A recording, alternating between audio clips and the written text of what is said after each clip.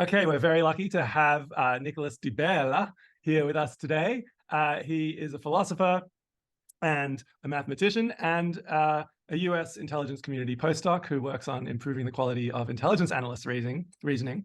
He is also an immortalist and a guy who is a signed up patient to be cryonically preserved if he dies, and I very much hope he will not die. So why don't we start off, Nick, thank you so much for your time and for talking to my students. Why don't we start off with how did you become a future cryonics patient? Let us hope. Yeah. Thanks for having me, and I'm happy to talk to your students about this stuff. I'm happy there's interest in it. So how did I get interested in all this? Well, I was thinking about this recently. I haven't thought about it in a while, but I was 23, and I just had a thought one night, like, is it possible for me to be frozen when I die and then be revived at some point in the future? Just as a laugh, like, let me just Google this. Let's see what's going on with this. Because I'm not a fan of death. I'm anti-death. I think death is a bad thing, especially my death, and I'd very much like to avoid it. So I just did some Googling. It was, I don't know, maybe like 1 or 2 in the morning before I'm about to go to sleep. And I just start Googling, and I find some hits to cryonics, which is the scientific term for this field of trying to cryopreserve human beings to potentially reanimate them in the future. And I saw that it was not complete crackery. Is that the phrase? Complete nonsense, complete buffoonery. And it seemed interesting. It seemed like there were smart people who had looked into this. So I started looking into it some more, and I became convinced that it was not completely insane. And then I started to get in contact with actual cryonicists and to learn more about it. And well, eventually I signed up for one of the cryonics companies. There are 2 main companies in the US.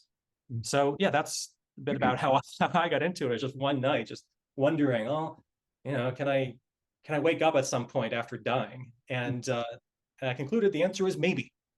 So that's how I got into it. At that stage, what was the status of your religious belief, if any? Yes. At that point, I was not a religious believer. I was raised a devout Catholic. I was a very strong believer. In fact, when I was 9 years old, I wanted to be a priest when I grew up. Because I thought, well, if all this is true, then what could be more important in my life than becoming a priest and serving God? What could be more important than that? So of course I have to do that, even though I liked other things better.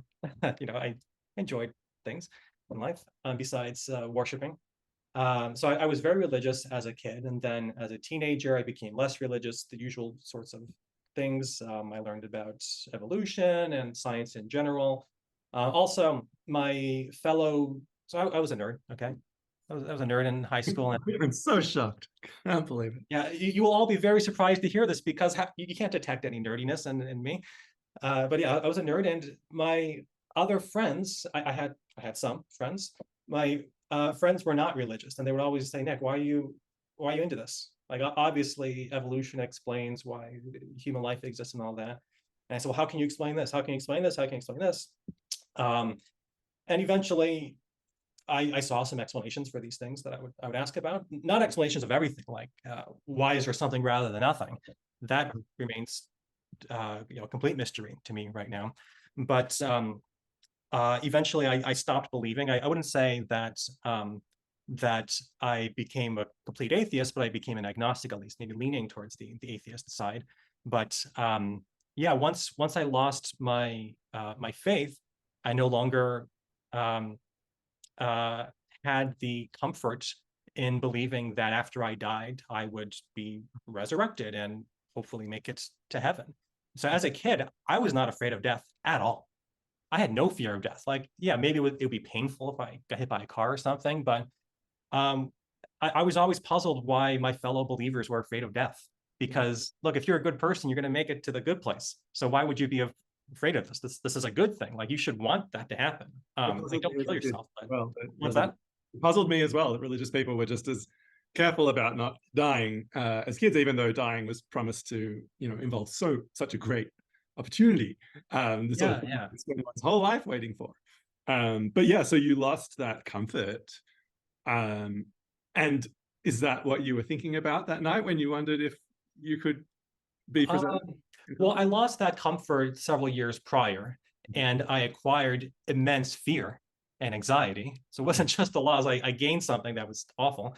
And yeah, it was a fear that that would hit me at seemingly random times, sometimes late at night before I'm about to go to sleep, sometimes in the middle of the day when I'm in class. But if you're not a believer in the afterlife, then well, this is it, or at least it's. If you're not a believer in the afterlife and you're also not a disbeliever in the afterlife, so I was agnostic, there's a very good chance. Then there's a very good chance that this is it, and I mean this is a very common source of anxiety for people, death, yeah, it would hit me from time to time, sometimes harder than others, and yeah, that night it hit me, and I just thought, well, is there anything I could do about this? You know, I'm a proactive person. I'm a problem solver. Is there anything I could do about this? So yeah, that's why I just did some Googling. And yeah, I didn't quite believe it at first. Oh, by the way, I still don't believe it's going to work, but I also don't disbelieve it's going to work. We'll get to this once we talk about the chances of it working. But it gave me some hope, at least some level of psychological comfort, which I don't think is irrational psychological comfort. I think I think it's a rational hope to have, even if it's not super probable that cryonics will end up working. Well, we'll just talk about you if you take your last breath, you'll have that pleasure of I assume that pleasure of being like, all right, well, let's see what happens. Am I going to open my eyes again in a moment and be, in the future cured of what ails me, or is this it? And I guess that's the position that religious people are in. They're like, well, I've been sort of betting on this my whole life, and now I'm about to find out. Yeah, well, yeah. You won't find out if you were wrong, but you'll find out if you were right. Well, in my case, I wouldn't say I would describe it as pleasure, but I would say less anxiety than there would have been otherwise. Something exciting as well, perhaps. Potentially exciting as well. Yes, yeah. Yeah, who knows when I'll be revived? Exactly. Will it be in 50 years, 100 years, 200 years? 500 years. I don't know. Yeah, but we'll look at this in the questions. Yeah. All right. Well, that's a good intro. Do you want to take a look at some of these questions? Before we get to the questions, though, Simon, why don't we talk a bit about your history with Cryonic? Yeah, to me, it's a pretty compelling case. The moment you recognize the probability of being revived is non-negligible, even though it's such a wild thought. I'm also someone who's very keenly aware of how rapidly technology has been changing, especially over the last 20 years, but I mean, really over the last few hundred years, relative to the 200,000 years that preceded it. It's a staggering development, and it strikes me as just sheer hubris to attach a very low probability to the possibility of reviving people and healing them. Now, you also have to multiply that by the probability of the cryonics, someone maintaining the cryonics company, so the liquid nitrogen doesn't boil. Although, of course, the two main companies in the US have been around since the 60s. And there are people who were cryopreserved in the 60s that are still right there. Yeah. So that's at least some license for optimism that it'll be viable. It's a good track record so far. But yeah, I mean, I think that, I don't know, I've been trying to think about what the probability is, and it's certainly higher than 1 in 100 for me, I would say. Yeah, my guess is that it's probably closer to like 1 in 10, maybe 1 in 5. Yeah. I don't know. Well, I think the question for someone who's considering whether or not they should sign up for cryonics is how high of a probability would be high enough for you? And considering the alternative. Yeah, considering the alternative. We'll get to this, right, once we go through the questions. But yeah, there are a lot of things that we do in life, a lot of actions we take because of some outcome that we don't believe is going to happen, but we think it's sufficiently probable to warrant action. So like, for example, let's say I'm trying to figure out whether or not I should wear or carry an umbrella when I go outside. And I check my weather app, it says a 40% chance it's going to rain. So it's probably not going to rain. I don't believe it's going to rain, but maybe I'm wearing a nice suit and I got a job interview or something. So that's a possibility that I want to take into account. So I don't believe it's going to rain, but I'm going to act on it anyway. So that's the sort of reasoning, the kind of, as philosophers would call it, decision theoretic reasoning that motivates a lot of chronicists like myself.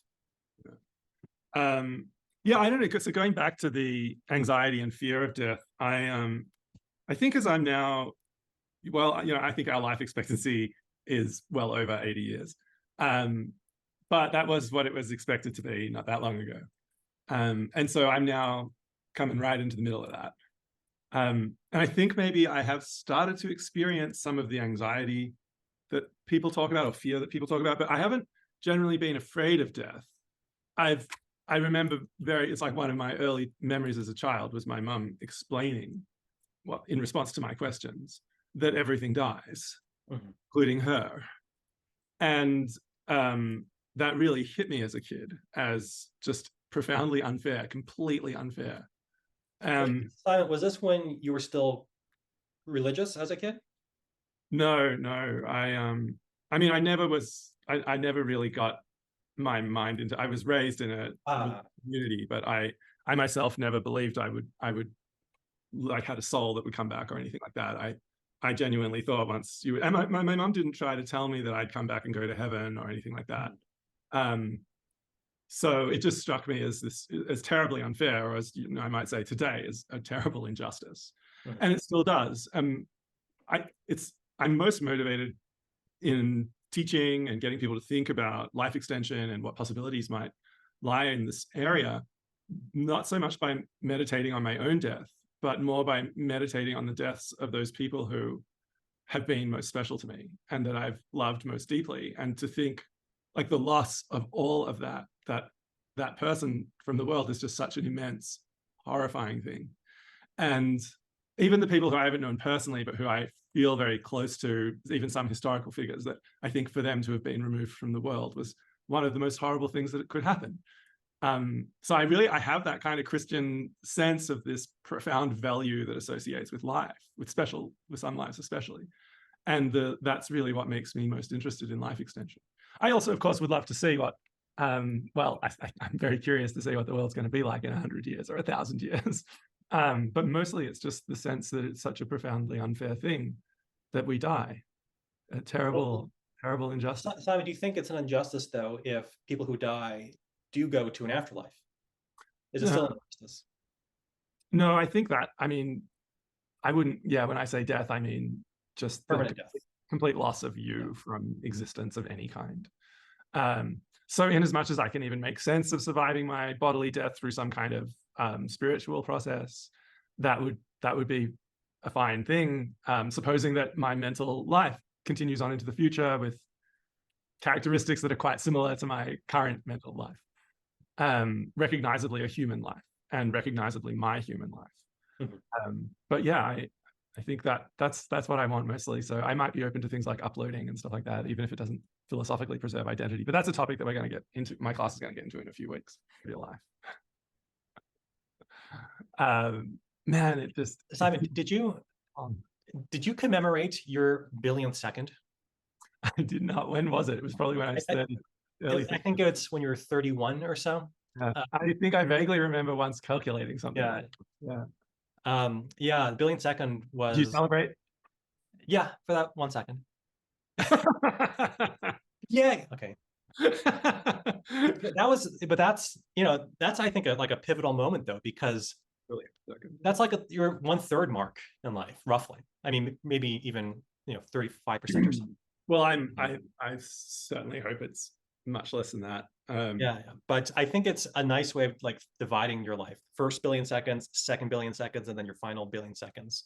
Again, provided that you do die eventually. Yeah. So one of my students are at like 600,000, 700,000. Or but wait, how old are million? My students are like 20 years old or something. Yeah. Also, another day, my 10,000th day. Oh, when is that? I think that was 27 or 28, somewhere around there.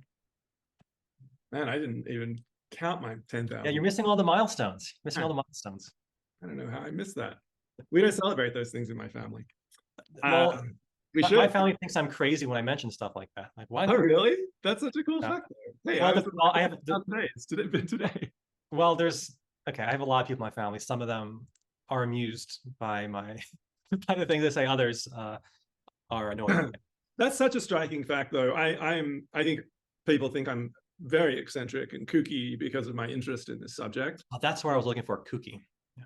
Yeah, I think people have an immediate, you really have to spend some time just getting people to even think through these ideas without just sort of laughing them off. It's such a dramatic effect that you just have the feeling that this sort of is definitely pro-death psychology, which protects people so they don't think about their imminent demise. A lot of people think it's ghastly. I've heard that word a lot. It's ghastly. Like preservation or life extension. Yeah, it's ghastly to preserve your body and then come back. Yeah, you can see it's a little there's something a bit gruesome about it, of course, especially if you're just preserving your brain. But even when you don't talk about preserving people, like, the main thing I want my students to consider is that they will never die. Or, well, they'll never die of the illnesses of old aging. So, supposing the risks of dying in an accident. There's a good chance of that for them, yeah.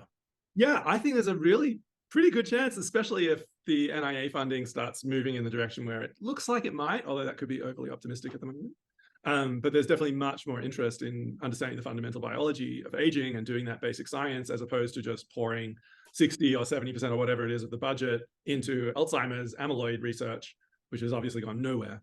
And I think that if they move in that direction, there's a really good chance. I think there's a really good chance you and I will get it under control. And that's just for the reason Aubrey de Grey explained with his wonderful phrase of longevity, escape, velocity. Yeah. Just need to stave off the damage while we get the next technology. Did you show that to your students, the graph? Yeah, of course, yeah. Okay. So the first question I've got from a student is, why is it worth coming back to an Earth where the people you love were not preserved? So let's work with the assumption of this question that your relatives and friends and loved ones are never coming back, but you could. All right, what do you think about that? Yeah, so obviously that would suck. So I have a few things to say to this question. One, if I really do come back to a place where none of my loved ones were preserved, then, well, yeah, that'll suck, but hopefully I'll be able to make new friends and new loved ones, just as I did, well, when I was born. I met people, my family, and acquired loved ones. So I have hope that will be possible, that it will be possible to make new relationships that are valuable. But I also hope that my loved ones will also be cryopreserved. And if they die, then would be reanimated. So I do have a few friends who are signed up for cryonics, and I'll have them at least when I come back, if I do come back.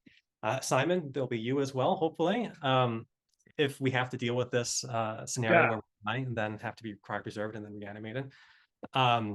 But I also think this situation of being alive when your loved ones have all gone is not that different from the situation of being a very old person now. So imagine, so think about your typical person who's still around, who's like 90, 100 years old. Almost all their friends have died by now. Their spouse, their loved ones. There's not a lot of people around that they've loved throughout their life by the time you're that age. But as you get older, you make new friends, you make new loved ones, at least ideally. There are, of course, some old people who don't, and that's a very sad kind of life. But increasingly elderly people are finding love again. Yeah, that's true. But yeah, I would say, so there's an exactly analogous question to ask here for very elderly people. Why is it worth still being alive when you're 97 years old, when almost everybody that you've loved has died? And I don't think that most of us would say, well, no, then you should just die right now. You should just kill yourself or something. I don't think that's the right response. My mind went to another question. Well, of course, so I moved from Australia. I lost all of my friends, my family. In this case, I did get to talk to them over whatever, on the phone, Skype, blah, blah, blah. But, just imagine that those technologies didn't exist. People still moved, which effectively meant causal isolation from all of the people they loved. And I don't have the intuition that all of those people should have just committed suicide because their lives were suddenly worthless. Yeah. They obviously endured a terrible loss, but it is not a loss as bad, not even close to the loss of everything, because it preserves the possibility of finding new relationships and new meaning. And I think, to me, that's also just something which is extremely powerful. There's something wonderful about having long relationships that are very deep and very detailed. But there's also something valuable about having a variety of relationships, each one with its own special kind of meaning. And you would still get all of that. And I think you would also be able to hopefully hold the memories of the people that you loved very fondly, and that they would hopefully always, in some meaningful sense, still live with you. So to me, this is no reason not to come back. I think it's no more reason not to come back than it would be to never travel before the time that Skype was available. Right. Yeah, I think there's another perspective too we can give on this question, which is, well, consider the scenario where you live to be 80 years old and you permanently die, and that's it. And consider another scenario where you are cryopreserved and eventually come back, and then maybe live for 400 years or something like that. Think of how much more good you can do in the world with that longer lifespan than you can do with our ordinary lifespan right now. It's a lot more, potentially. And how much more good that can be in your life as well. What's that? And how much more good that can be in your life. Yeah, and how much more good there could be in your life, the sort we just talked about with new relationships, new bonds. There was actually, maybe we could add this as a link somewhere if we could find the source. There was actually a Christian priest who made the case that it's not a bad idea for Christians to be cryopreserved and eventually brought back to life, because if you look at the trends on religiosity, it's been in the decline for quite some time. So right now, the number of religious people in America is at an all-time low. I don't know what it is right now, but it's been decreasing steadily over time. Oh, Simon, I can't hear you. Sorry, I was saying demographic trends are going to rapidly change that because secular people aren't reproducing. Well, at any rate, there's a very good chance that there'll be a lot less religious people in the future, and in particular, fewer Christians, fewer people to spread the good news, as it were. And this Christian priest made the case that it's a good idea to make sure that some of you are around to continue spreading the good news. So I don't think cryonics is, by its very nature, opposed to Christianity or religion in general. And that's another perspective you can have on this question. So even apart from coming back to people you love, think of all the good you can do in the world, whether it's just secular good or whether it's Christian good or religious good in a more general sense. So there are a number of reasons for making it worth coming back to Earth, even if you've lost a lot of people that you've loved in the past. I totally agree. Just as there were good reasons to come to Earth in the first place, I'd also say the possibilities for human existence will, I assume, be expanded in ways that we can't even begin to imagine in our dreams.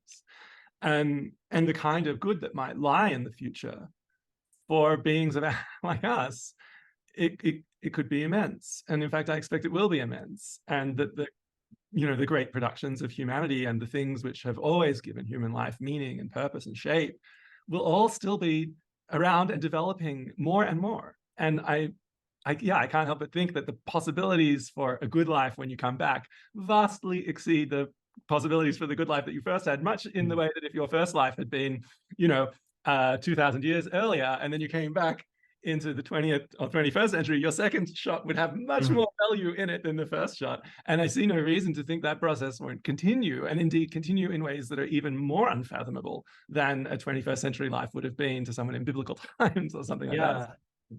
Yeah. I think we should acknowledge that, of course, there are some bad possibilities. So it is possible that it's possible that cryonics as a technology will end up working, and that people who are cryopreserved will be able to be reanimated in the future, but they're brought back to a very bad life. That's possible. So one type of scenario that people sometimes worry about is, well, what if you're reanimated and then you're brought back to, you're reanimated, but you're treated as though you're like a zoo animal. So you're just, you're imprisoned in a cage, and these future individuals will come by and just inspect you the way that we inspect orangutans in a zoo. Look, there's no way of completely ruling out that type of possibility.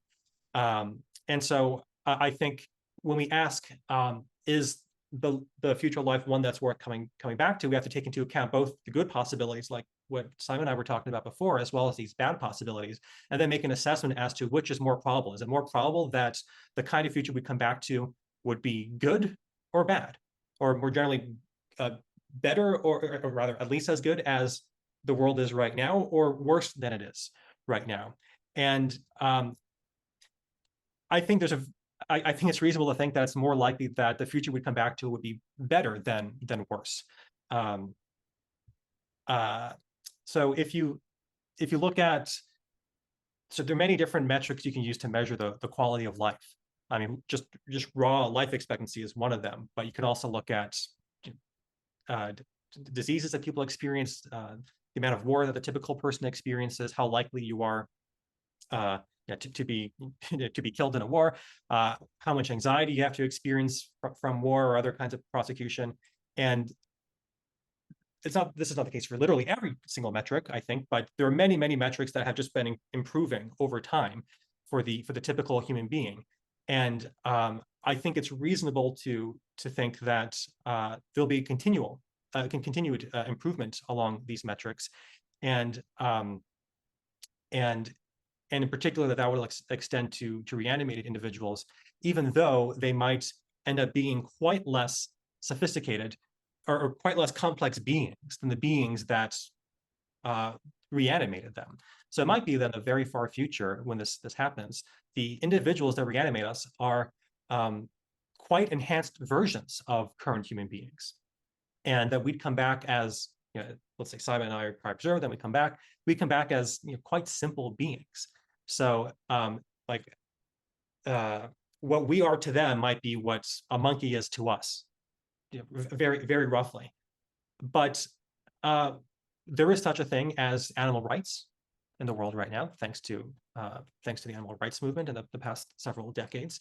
And you could very well imagine, well, in general, rights have been more of a thing for more and more groups over time. So for women, for people of color, for animals, and we might think, what's that? Sexual minorities. Of course, sexual minorities. Religious minorities. What's that? Religious minorities. Yeah, religious minorities. Yeah, so there's been a greater, increasingly greater recognition of human rights and animal rights as history has progressed. And I am inclined to think that this will eventually extend to simpler forms of human beings, like the reanimated individuals that were cryopreserved, if they in fact are simpler than the individuals that do the reanimating. So I think there will be rights that develop in the legal sense for people who are cryopreserved, and I think that's one reason to be optimistic for the good kind of future happening, as opposed to the bad kind of future where we're basically zoo animals. Yeah, I think there are a bunch of reasons to suspect they won't wake you up to just do medical experiments or put you in a cage or that kind of thing. I mean, first of all, like you say, that's already abhorrent. And the idea that we would backslide in that kind of way sounds hard to, it sounds less likely than the alternative of further moral development and further embrace of every member of the human family, as the Universal Declaration of Human Rights puts it.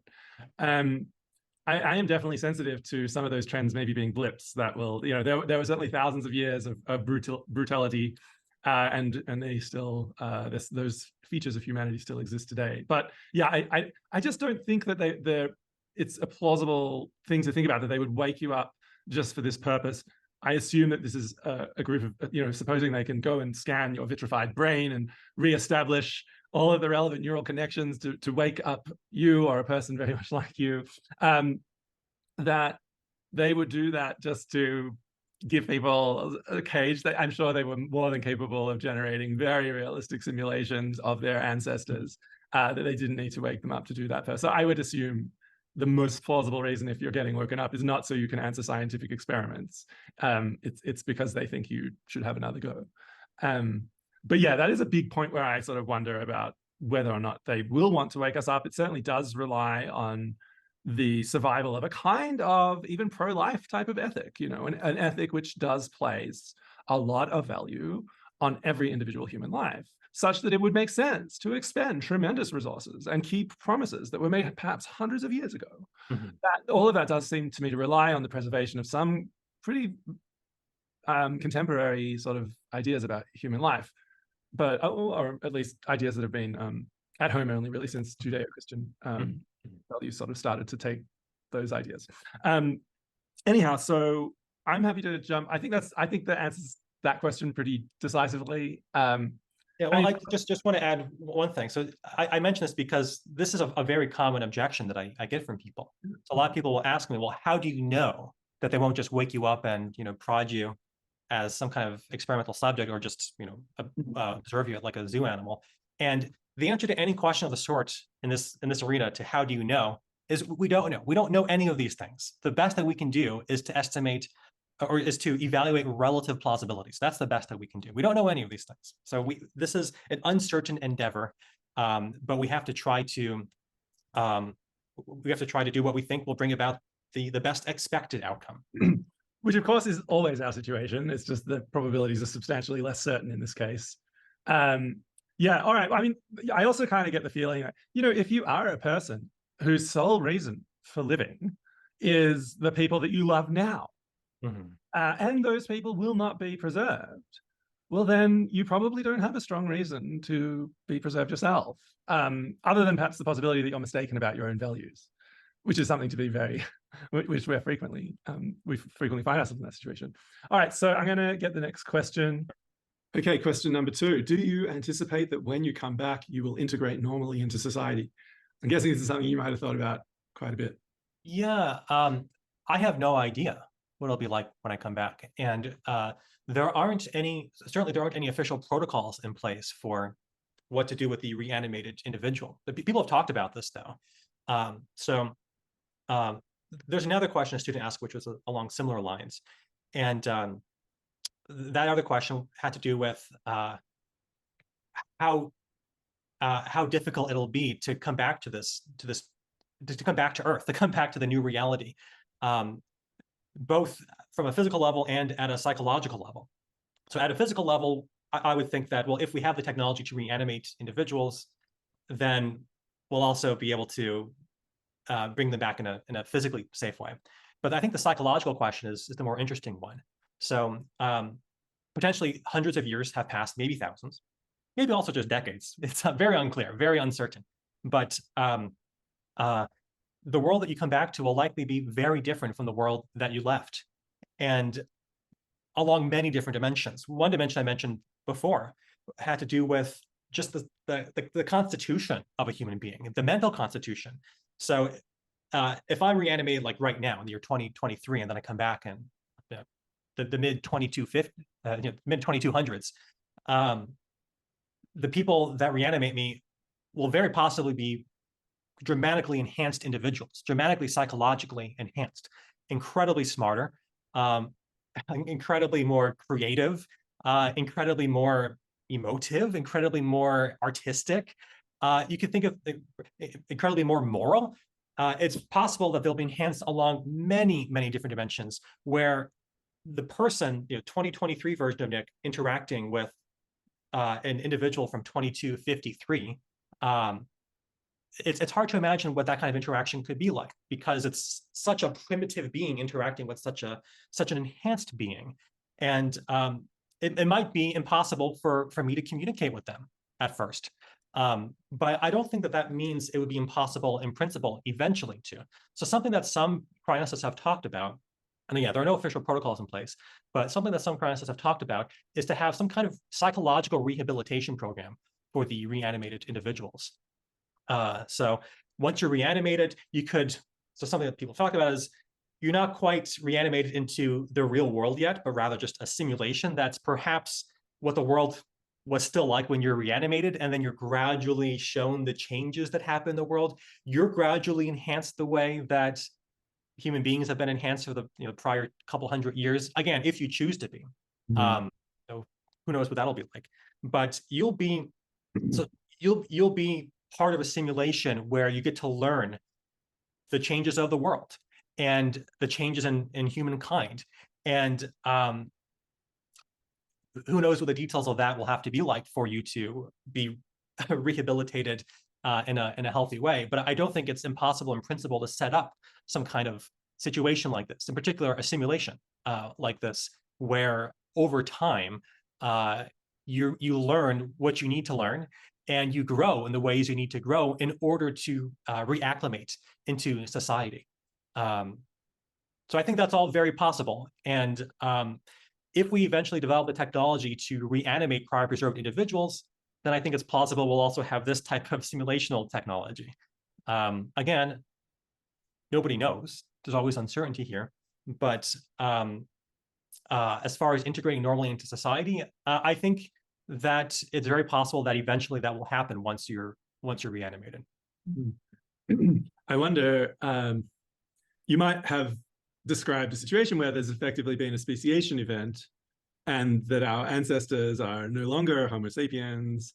They are so radically transformed. You can well imagine, actually, as people pursue these sorts of enhancements, that they might prefer that their children not reproduce with people who are not enhanced, and so therefore could induce a speciation event so as that they can't reproduce with the unenhanced.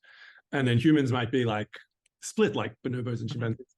But I think there are a number of sci-fi stories like this. Oh yeah, yeah. It would be surprising if there weren't.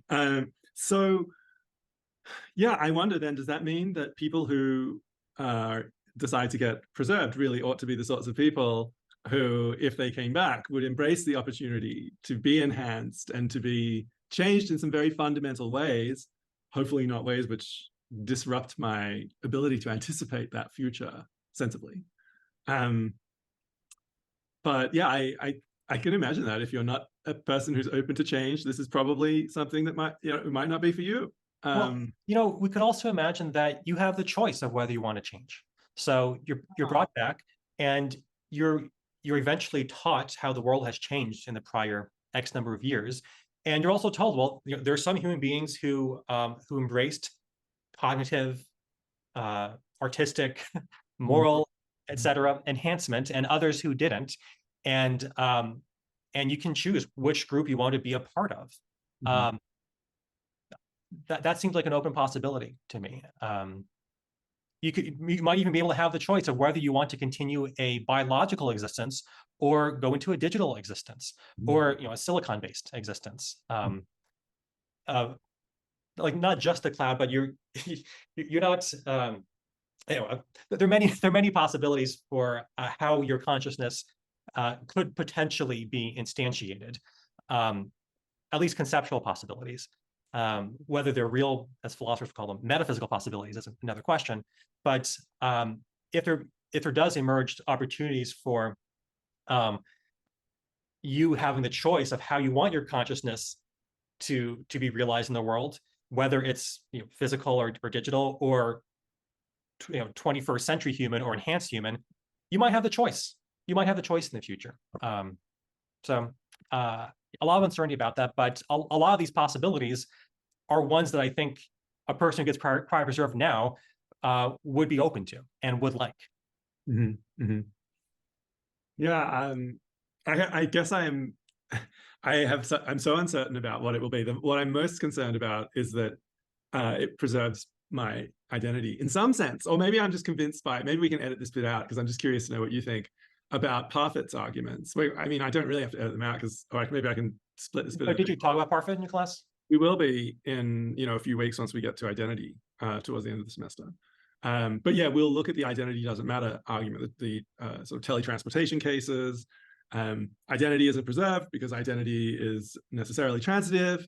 Nevertheless, it does seem like everything you hope for and more in ordinary survival is preserved. So yeah, that really ends up being a pretty high stakes discussion, especially if you're imagining a world in which your body is never revived, your brain is never revived, but rather the information from your brain is extracted and a simulation is started that is based very closely on that information. Well, okay, so there's a simulation of me in the future. That's nice. Is it, from my perspective now, any nicer than a world in which I just don't exist at all? That seems to depend on whether I can anticipate being a simulation, and that now it becomes much less clear to me. Yes. Imagine that you've got 10,000 simulations of me in the future, because computational stuff is so cheap. Can I look forward to 10,000 futures? So I think we have to distinguish two things. So first, I want to clarify that when I talked about this kind of psychological rehabilitation program involving you experiencing simulations, I didn't have in mind that you would be a digital entity that was a simulation of an earlier version of you that was instantiated in the brain. What I meant was that you would be reanimated, and it would be your mind as instantiated in your brain that experiences a simulation.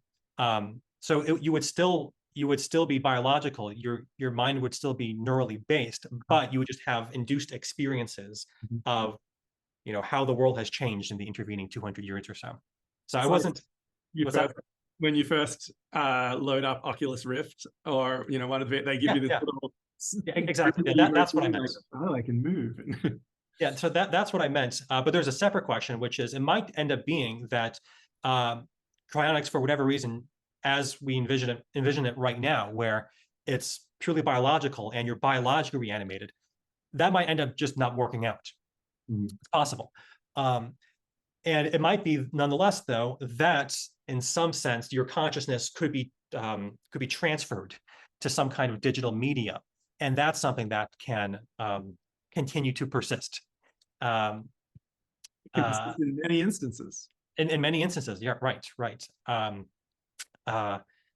So that's another possibility, and that's something that you might not want to happen. You might only want to be reanimated in a biological form and not in a digital form because it might not be you, or for whatever other reason.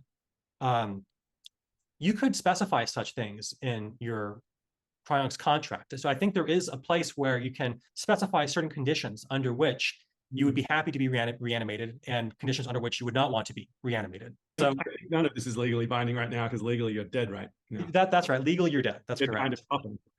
What's that? Cryonic preservation from the perspective of the law is just a weird kind of coffin.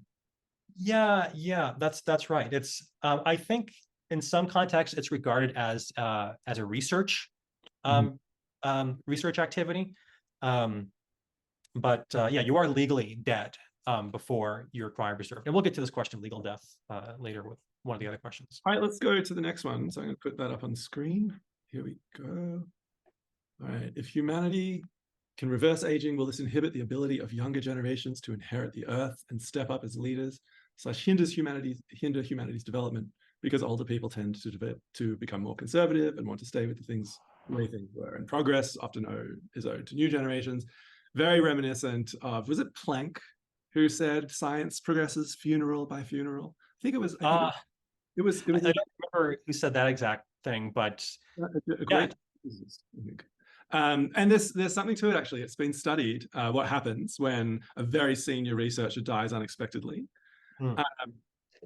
I don't know the results of the research well enough off the top of my head, but I think what happens depends on all sorts of things. So as I recall, you probably want to check this. So whether or not it's a good thing will depend on whether you are in a field that really requires more depth, which would suggest that having the researchers live longer would be good. Or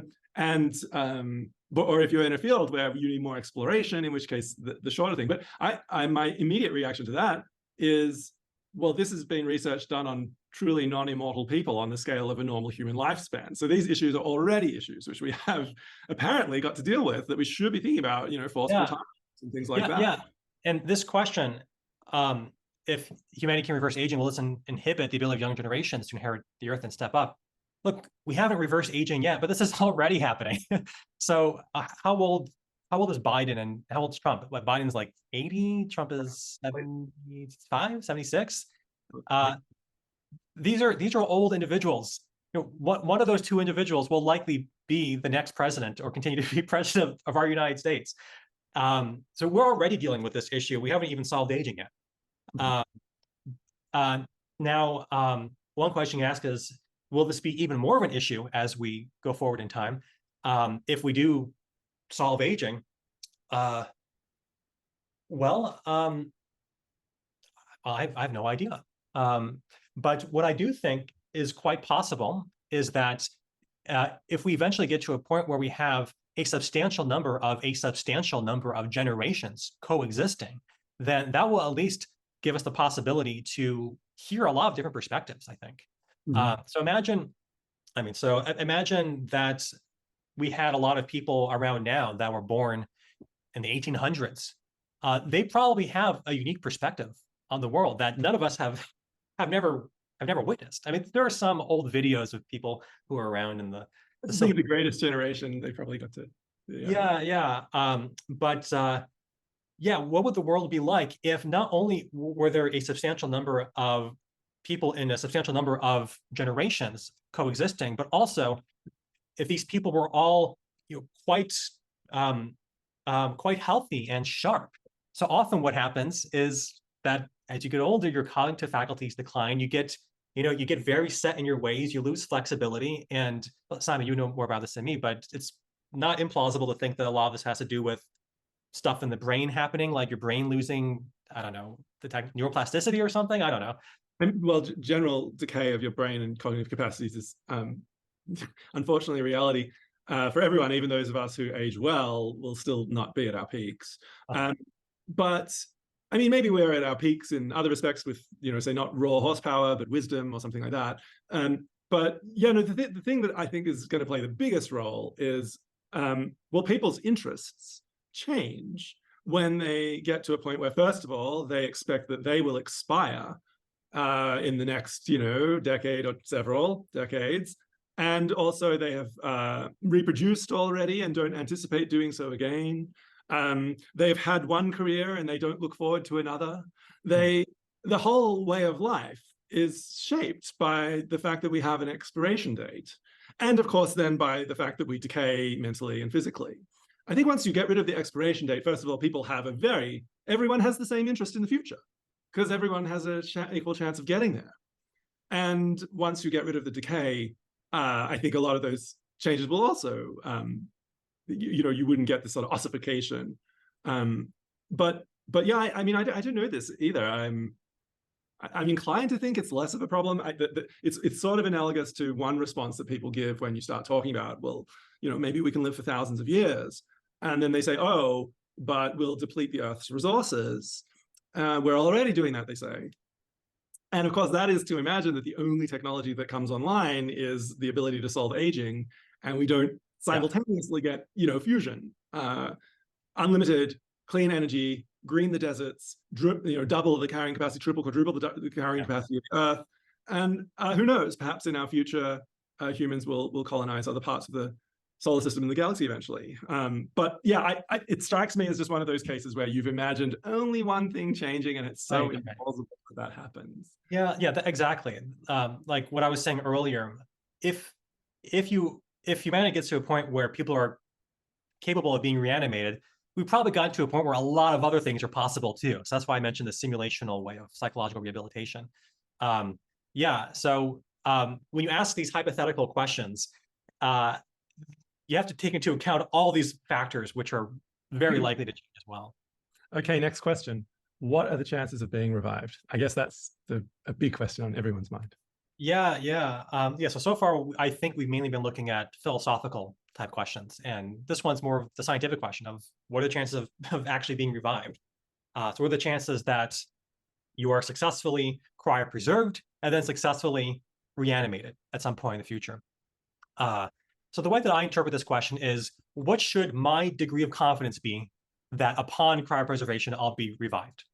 What should my degree of confidence be on a scale from 0% to 100%? 100% being complete certainty that I'll be revived, 0% being complete certainty that I won't be revived.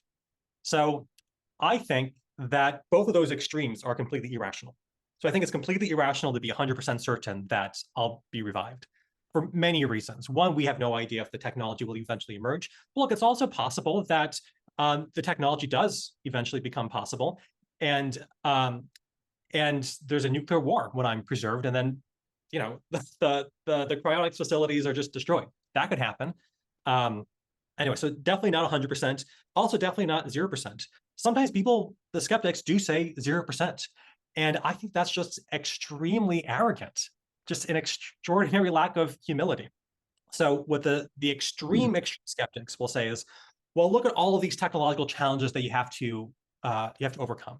So we have to make sure that when you're cryopreserved and you're vitrified, so you're your normal bodily fluids are replaced with a cryoprotectant fluid, and then the temperature is reduced to a very low level. We have to make sure that crystals don't form, because that's very bad for your cells and everything.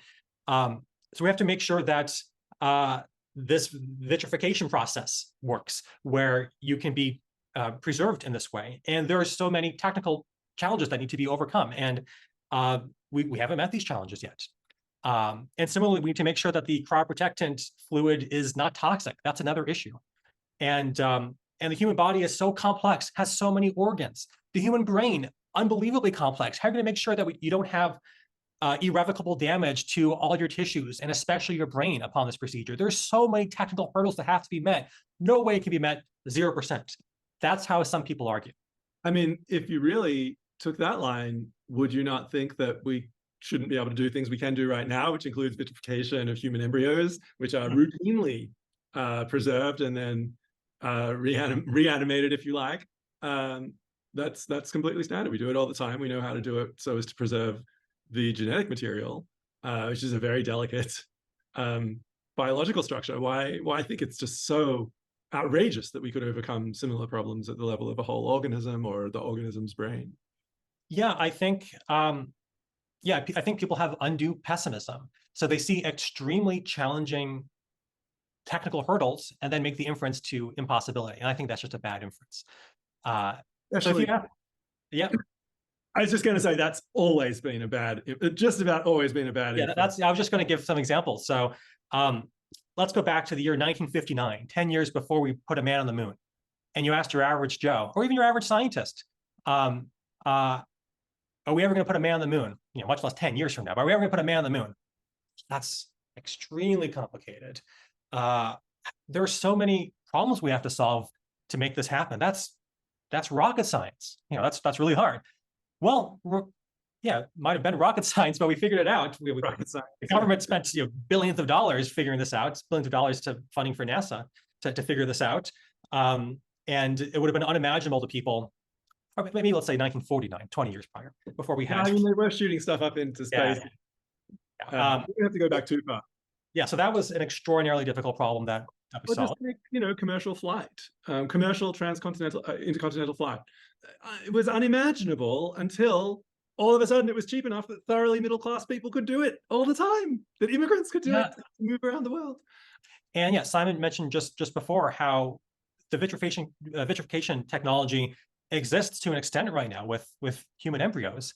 And yeah, that's not a whole human body yet, but this is, we're kind of like, if we think by analogy with the Wright brothers, we're almost at the Wright brother stage of, I don't want to be misquoted. I don't want to say almost at the Wright brothers stage, but it could be that we are on the cusp of where the Wright brothers were with aviation, and we wouldn't really know until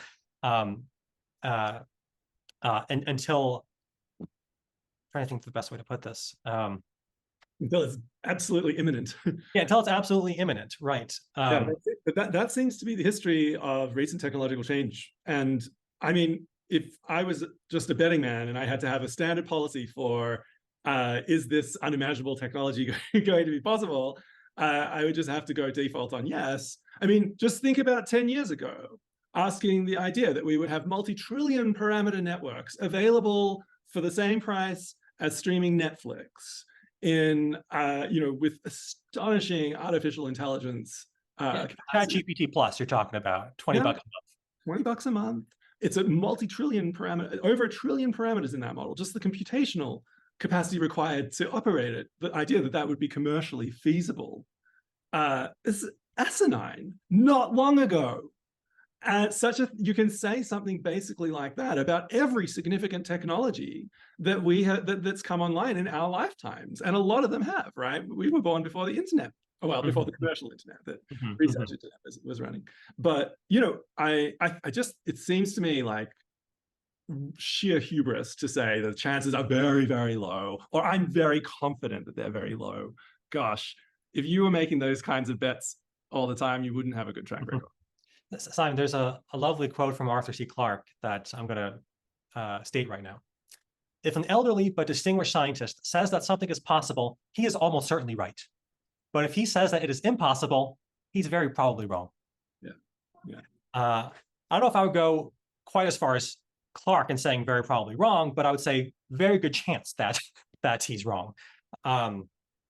Yeah. So what the chance of being revived? Definitely not 100%. Definitely not 0%. Something in between. So let's try to zero in more on where it is, or at least what would be high enough to make it so that it's rational for you to sign up for Cryonics. Can we do both? I'm both interested in the rational threshold and also in where you are. Yeah. I assume you've tried to put numbers on this. I try from time to time. To be honest, I don't remember where I've ended up each time, but we can kind of redo this. So, okay. So how do we even go about figuring out the chances? How do we even go about figuring out, how should I go about figuring out how confident I should be that I'll be revived upon being cryopreserved? Well, first of all, I'm not a cryobiologist. I'm not a biologist at all. So I have a physics degree. I have a philosophy degree. I have a lot of general knowledge about science, but I'm not an expert in cryobiology in the slightest. So naturally, as a general procedure to figuring out how confident one should be about an area in which one is not an expert, something that's natural for one to do is to ask, well, what do the experts think? Well, in this case, there are experts that disagree with each other. So there are some cryobiologists who think, no, it's absolutely going to happen eventually. Maybe not in the next 10 or 20, 30, 40, 50 years, but it's going to happen eventually. And there are others who think, no, it's definitely not going to happen. I think just on general grounds, the sorts of considerations we just made thinking about technological progress in general suffice to show that the chances are not zero. So I think those cryobiologists, in fact, I don't know how many of those there are. They tend to be just scientists. I don't know how many people working in cryobiology. I mean, maybe biologists. There are some biologists who say no, 0 chance. But as far as a cryobiologist who thinks 0 chance, I don't know. But there are some experts, some cryobiologists who say very low chance. So we have, on the one hand, some cryobiologists who are experts who think very high chance, greater than 50% chance, maybe even 80% or something like that. Simon and I were trying to look up some surveys of scientists. We couldn't actually find. This would be an interesting poll to do of scientists. I'm sure someone's done it. But on one end, we have quite optimistic cryobiologists who think it's quite likely, more than 50%, maybe 70% or greater. And on the other end, we have quite pessimistic, but not irrationally pessimistic cryobiologists who think, no, it's quite unlikely, but maybe 5% at most, 1 to 5%. Those are the pessimistic ones. So the optimistic ones, greater than 50%, probably more than that. The pessimistic ones, let's say 1%. Okay, so as a non-expert, what do I do with this information? The pessimists say a few percent or 1%. The optimists say greater than 50%. Well, philosophers have thought a lot about this question of what the rational response is to disagreements among experts. And one possible response is just to say, well, just cut it in half. So let's just say, just by stipulation, that the pessimists say there's a 60% chance and the optimists say there's a 1% chance. This rule of cutting it half, sometimes it's called the equal weight view, if you ever want to look more into it. This would say then, well, 60 plus 1 divided by 2, it's about 30%. So the rational response to this disagreement among experts is to have a degree of confidence of about 30% of it working out. That's actually quite high. That's quite high. You might have thought, prior to learning about Cryonics, which might have been just a week ago for you, for your students, Simon. It might have just been a week or two ago for your students. And you might have thought that the rational degree of degree of confidence to have in Cryonics actually working is maybe 1 in a million, 1 in a billion, 1 in a Googleplex. Very bad odds. I should next time do a poll in class to see what they think the probability is. Yeah, that'd be interesting. Yeah. So as a first approximation to trying to figure out what my degree of confidence should be in being revived, I might say about 30%. Now, as a non-expert like myself, in order to become an expert, there's a lot of work and training and education that you need to do. That's not something that's going to happen for me. I don't plan on becoming a cryobiologist anytime in the near future. Maybe if I live for hundreds of years, that's something I could do. But that's not in my immediate future. But nonetheless, something that a non-expert can do is to learn about the field and not necessarily become an expert, but become more knowledgeable. And what you can try to do is you can try to gain an understanding of the debates that are being had amongst cryobiologists and try to extract the logical structure of both sides, or try to identify what exactly is at issue. Why does this side argue this? Why does this side argue the opposite of that? And at the very least, something you can do is to try to tease out the logical structure of these different arguments that are being made. And even a non-expert can assess the quality of the logical structure of an argument that's about something that they're not an expert in. Edit this out, but it'd be nice to have a good example of this, but I can't immediately think of one. Well, I mean, my students are constantly engaged in this, right? They're always analyzing the logical structures of arguments of things they're not experts in. And often discovering that those arguments have problems, right? Yeah, okay, good. So your students are well familiar with this phenomenon. And that's something that you can apply. You can apply this skill to debates in cryonics as well. Well, certainly that's something you can apply to arguments being made by scientists in general or biologists, but not cryobiologists who say it's absolutely impossible. Those arguments are, I think, very easy to debunk. But as far as adjudicating between two experts who differ on probability. So one expert argues there's a 60% chance that this will happen. Another expert arguing maybe a 5% chance. That's something that requires more work. And that's work that I myself have not done in detail. And I would be open to doing. I would actually love to do this with somebody who would be interested in making argument visualizations of this sort of debate. But yeah, to a rough approximation, yeah, I guess for my own part, I never really tried to converge upon a precise interval of probabilities, like between 20 to 40% chance. What I've generally tried to do is just try to come up with a lower bound on the chances, because that's ultimately what is sufficient for figuring out whether or not I should pay a monthly fee for cryonics. And what I think is quite easy to argue for is that there's at least a 1% chance of it working out. And I think just on the so worst case scenario, if you just listen to the pessimistic cryobiologists, then I think getting a lower bound of 1% is reasonable. But yeah. So I'm really struck by that number, 1%.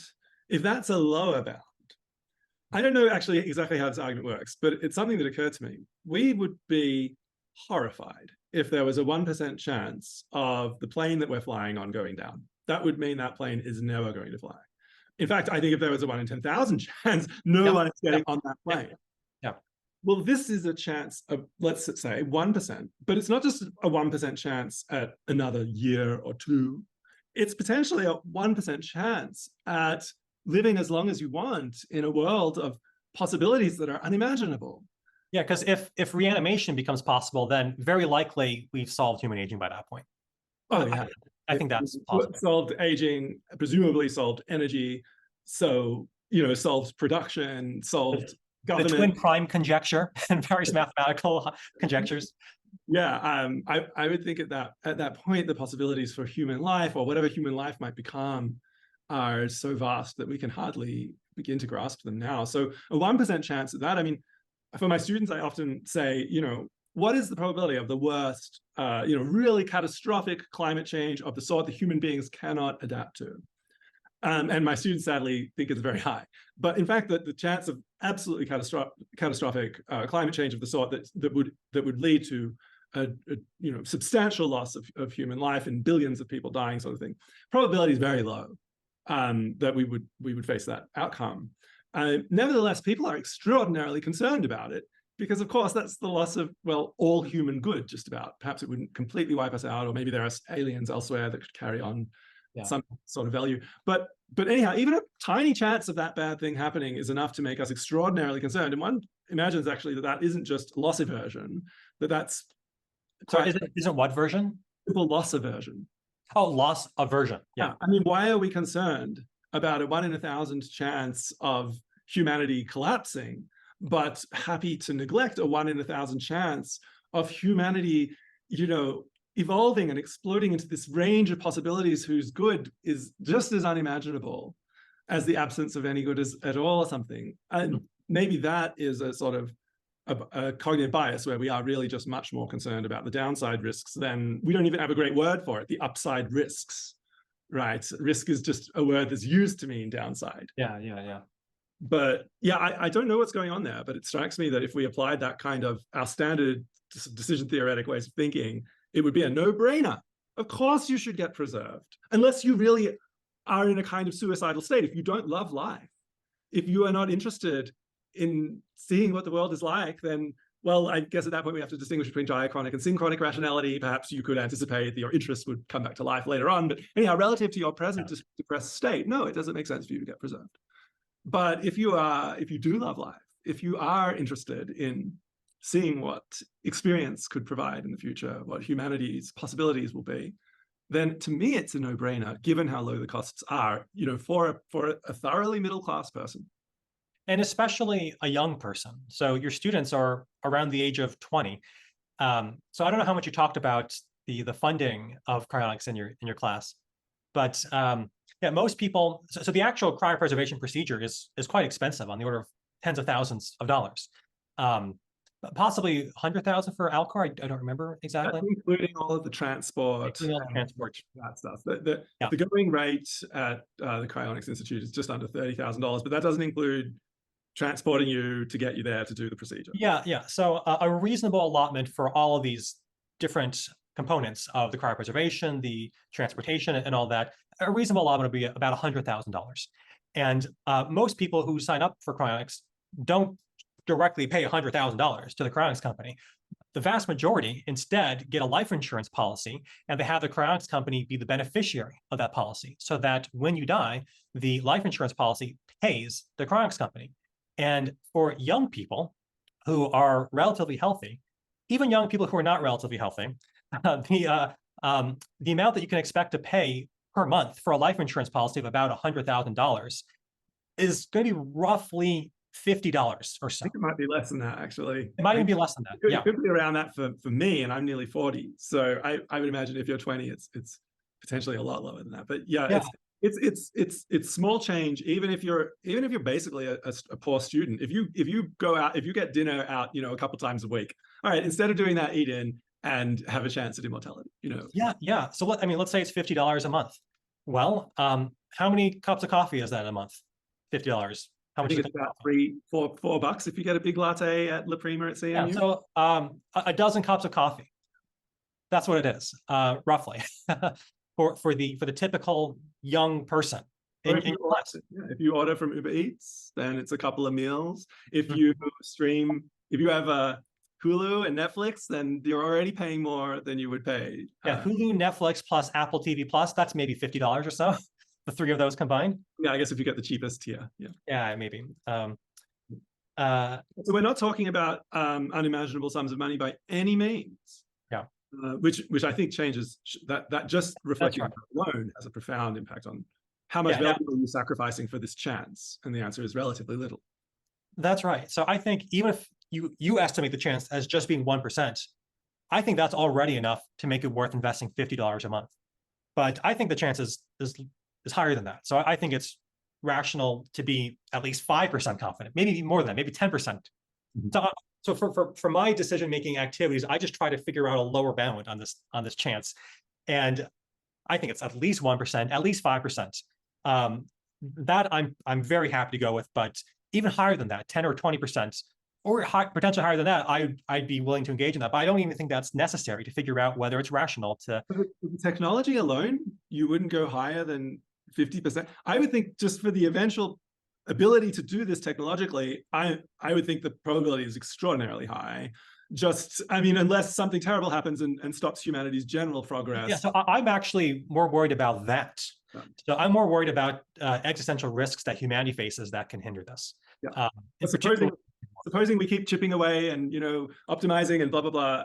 The idea that we won't be able to do this strikes me as wildly implausible. Now, the idea that also you'll make it to the point when they want, when we have the capacities, and then moreover, the people who have the capacities will want to revive you, and more, well, now the probability starts to go down a lot, and that's where I become way less certain, and maybe it comes down to lower than 10%. I'm not sure, but it's still very substantial. I don't think it goes to 1%, and even 1% would strike me as obviously.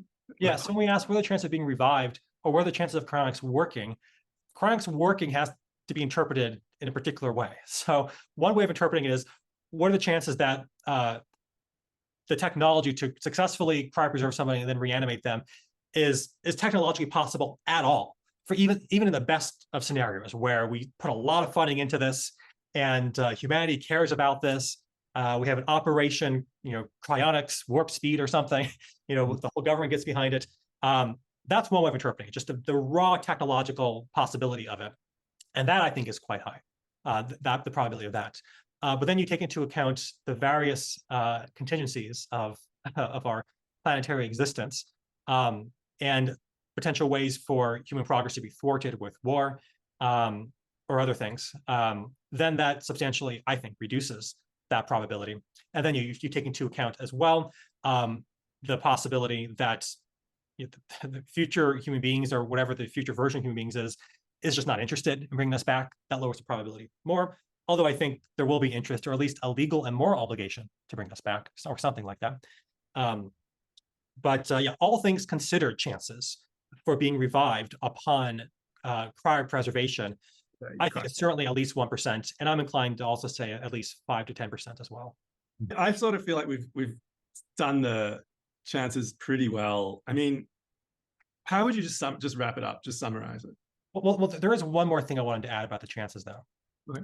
So the shorter the period of time the shorter the period of time of when you are legally pronounced dead to when you are cryopreserved, the better your chances. So you want to minimize damage that the body has incurred, specifically, or especially the brain has incurred from when your heart has stopped beating, because damage happens very quickly. It's probably true that you really can't recover somebody after a sufficient amount of time has passed. It might even be as long as a day or 2 days, or even 6 hours if you've done nothing. So if you haven't even put them in dry ice, it might even be that 6 hours is too much, or even 3 hours. Nobody really knows the answer to that question. Yeah, you want to you want to make sure that you have all the contingencies in place where if you do sign up for cryonics, don't just sign up for the cryopreservation, but also sign up for the medical team on standby, the transportation, and all that. I guess the only other thing I'd add to that is the manner of, so if you're not dying from a terminal illness, which is of course very unlikely for my students, if you're dying in an accident, that is the most risky way to die from this perspective, because that accident could involve the destruction of your brain, or at least damage to your brain. And the more damage to your brain, then presumably the harder it'll be to fix, the longer it'll take, and the less chance you'll have of ever being revived. So you really don't want to die in an extreme sporting event or something like that. Or if you do, make sure you have the very best helmet possible. You want to make sure your head is preserved. So that's why in my wallet, which I have, actually, let me lower the wallet. My wallet here, I have a card. Let me unblur the screen. Give me a second.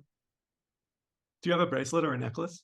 I never got the bracelet because I don't like wearing things, but there are a number of chronicists who do have the bracelet as well. Got the blur out. There are chronicists as well who have a bracelet which says, call this number if an accident happens. So here's my medical emergency card. I'm signed up with Cryonics Institute. It doesn't have any personal info on it, but it says in the event of death or critical illness, call Cryonics Institute immediately at this number. Outside USA, call this number. There's also some information on the other side for Suspended Animation, which is the company that the Cryonics Institute works with for transporting individuals. Hopefully, if an accident does happen to me, and I have my wallets on my person, and then whoever finds me opens up my wallet, sees my name, and sees this card, they'll call it this number, and then a team will be sent to me ASAP. There are no guarantees, obviously. What about a small tattoo somewhere visible? You know what? I would actually prefer that to a bracelet. Yeah. You could do Hustler here and Cryonics Institute. Yeah. Okay. All right, let's see the next question. Just a lot. Yeah. I don't know if there's an argument that we can make from the observation that like a 1% chance of you dying on a plane would be something we're extraordinarily terrified of, but a 1% chance of infinite life or of indefinite life, yeah, we're not that's negligible. We don't care about that. There's something really weird about that. Yeah, well, I think people in general have quite inconsistent attitudes with respect to risk.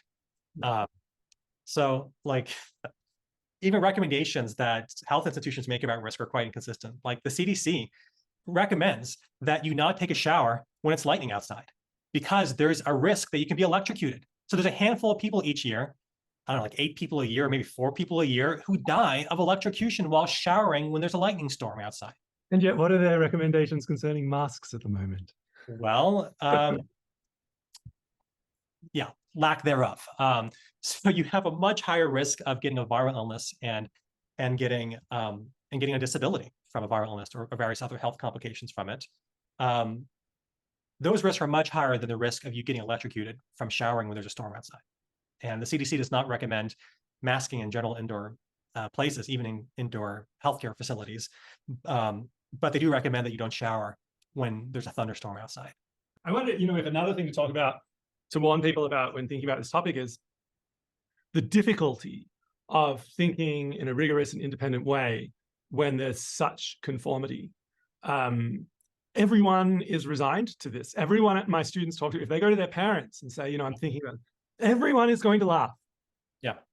That's ridiculous. Or people will be offended. If you're coming from a religious family, they'll be offended and angry.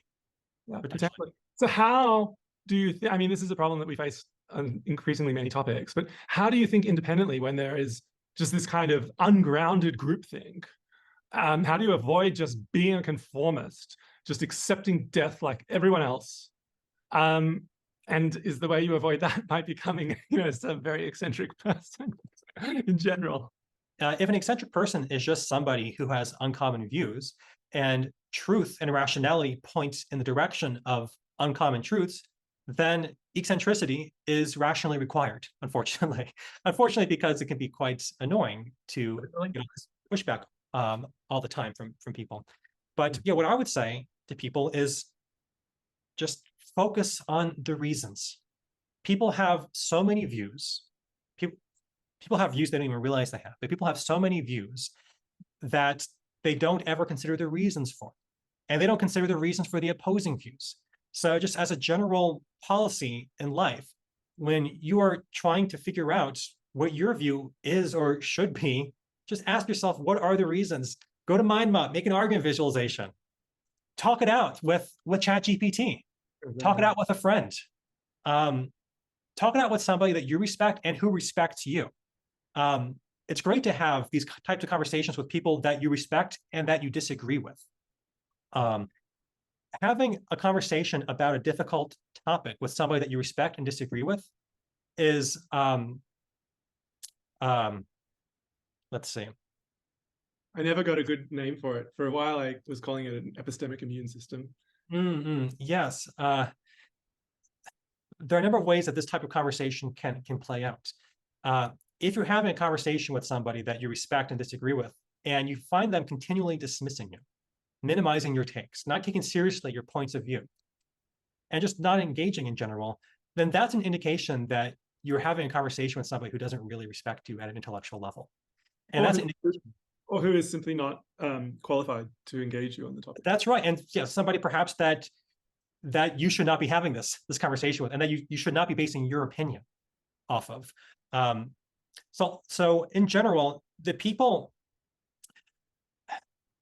so I have a lot of eccentric views outside of cryonics, and the people that I find most valuable to engage with are people that disagree with me and will actually engage with me and will engage with my arguments, and that will allow me to engage with theirs, where we can actually have a discussion.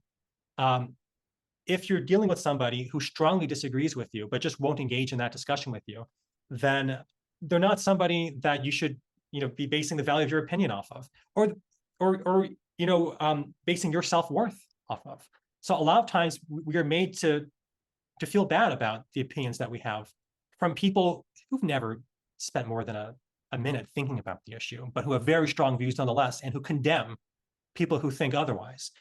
And a lot of people like this on various issues will want to make you feel bad about yourself, but they don't have any justification for that. So yeah, this is an issue that thinking people like you and me face too often. But if you are able to have a conversation with somebody about this in your life who disagrees with you about it, but can have an engaged conversation where you engage with them and they engage with you, and you emerge from this conversation thinking, oh, it actually is not rational for me to invest in cryonics and spend $50-ish a month on this, then that's fine. As at least you thought about it. At least you have formed a considered opinion about it. The vast majority of people, to hear about it, no, that's crazy talk. That's kooky. You're insane. That's gaslighting. No, they have not.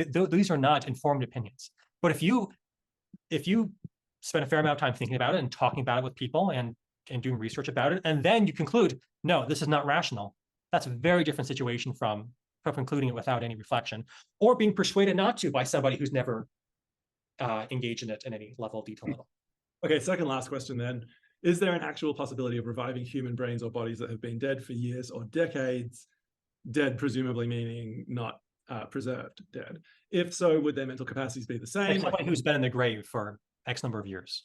Yeah, maybe even supposing they were plasticized in the manner that is common before funeral showings and non-Jewish people at least.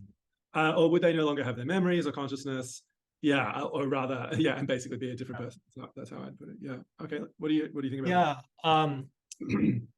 So earlier I mentioned that there's significant uncertainty as to whether just like 12 hours of being dead and not being preserved in any way would be too long already in order for you to be successfully cryopreserved and reanimated, where your relevant information structures in your brain would still be preserved. Unfortunately, I don't think that anybody thinks that these information structures will be preserved after even multiple days, much less years or decades. As a quick one, so this is the very last. If cryonic preservation is proven to be usable and we can revive you, do you think we will start to cryonically preserve people before their deaths? For example, if they simply rather to exist in 100 years rather than now, or maybe they have a terminal injury or a disease which maybe is not terminal, but it will greatly reduce the quality of their lives. Maybe they just want to, press the pause button and let medical technology develop so they don't have to endure a period of, a lack of autonomy or stuff like that. What are your thoughts on that? Yeah, that's a great question. If the current law of at least the United States does not change, then this will not be legally possible. Right now, cryopreservation is only allowed by the law after a person has been pronounced legally dead, when there's been cessation of bodily functions. Your heart has stopped beating for a substantial period of time. What's that? Not brain death? Is that not the criterion? It's it's meant to be irreversible. Like the doctors that say there's no chance of bringing you back now. That's it. I don't remember the exact legal definition of death. The legal definition of death, not the philosophical definition of death. Yeah, maybe we could just check on this. I just typed in legal death and it came up definition of death. So apparently this is something people look up. Death's troubled relationship with the law, published in the Journal of Ethics in 2020. So clearly something people are still talking about, as you'd expect. So the legal definition must be responsive to advances in technology. It must delineate between life and death, but where to draw the line is difficult. That's what that article argues. So here's the current legal definition: irreversible cessation of cardiorespiratory function or irreversible cessation of all brain function. Well, irreversible according to what? Maybe according to the current medical technologies that exist. In the hospital you happen to be stuck in? In the hospital you happen to be stuck in. Yeah, I would imagine there's probably some vagueness in the law there. But anyway, right now, you're not allowed to cryopreserve somebody before they're pronounced legally dead because it's considered assisted suicide. It's just not legal, not in the US. However, there are other countries where it is allowed, where assisted suicide is not against the law. I believe Switzerland is one of them. So I have heard of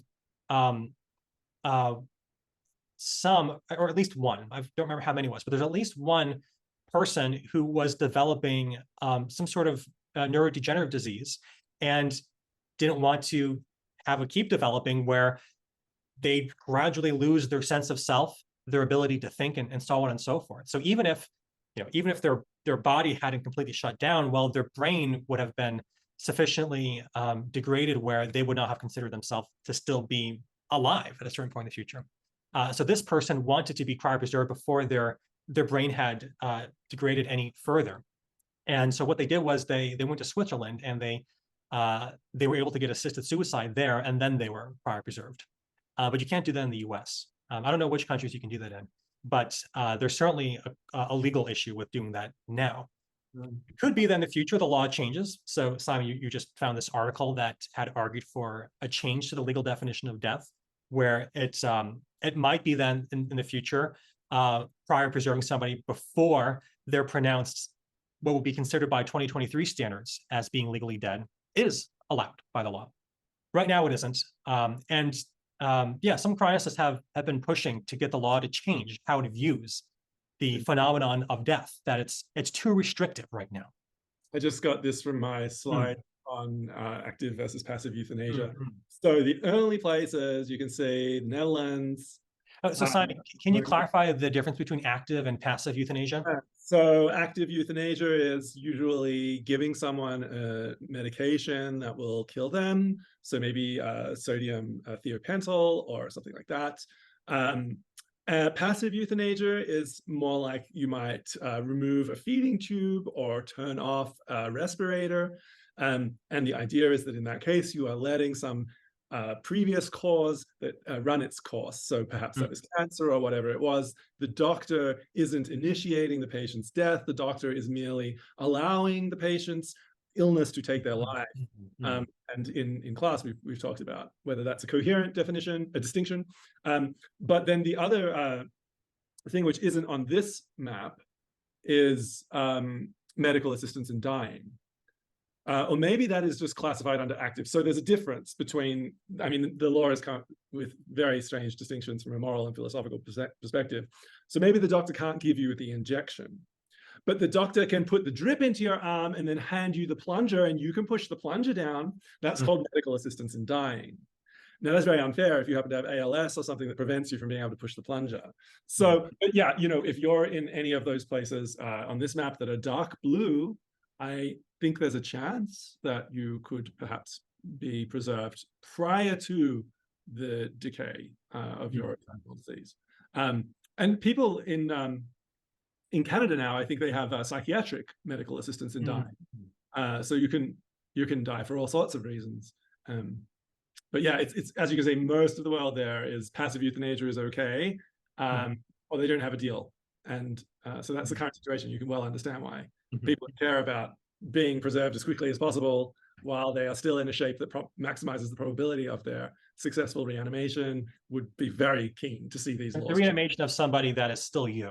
Yes. Before your brain has degraded significantly with a neurodegenerative disease, for example. And who knows, it may be still you, ceases to be a binary thing in the future. The more of you that we can read out of the brain, the more connected to you that future person will be. If you were preserved very well, perhaps it will be, almost an unbroken continuity from when you take your last breath prior to being preserved and when you are waking up again. But I don't know. Yeah, I suspect that's what it'll look like. We can get more continuity in some cases than others, and so you'll get greater and lesser degrees of success in reanimation. But man, that's hard to think about. Okay, well, I guess that does it for the questions. These were great questions. Yeah. If I didn't say your question was great, it was. These were all great questions, and all exactly the sort of things that you should be thinking about if you are taking cryonics seriously. So everybody that I know who's got a cryonics contract has thought hard about all these questions. So I was just talking off the fly about my views on these questions because I've encountered them a bunch of times. But yeah, they're absolutely the sort of things to think about. And I hope you found that interesting. Yeah. And I hope you can think it through for yourself and be bold in your thinking and try not to be unduly influenced by all the people saying how kooky it is without having actually thought about it themselves. you can think about this and potentially forego relatively small benefits that you currently, cost you of the order of $50 a month, and you can, reject death, or you can be like everyone else and just accept it. And I hope no matter what you do it on the basis of having reasoned through it as well as you can. Yeah, Nick, thank you for taking the time. I'm sure the students are going to find this very interesting. You might even get one or two of them looking you up and sending you a follow-up email, but I'm sure that'll be okay.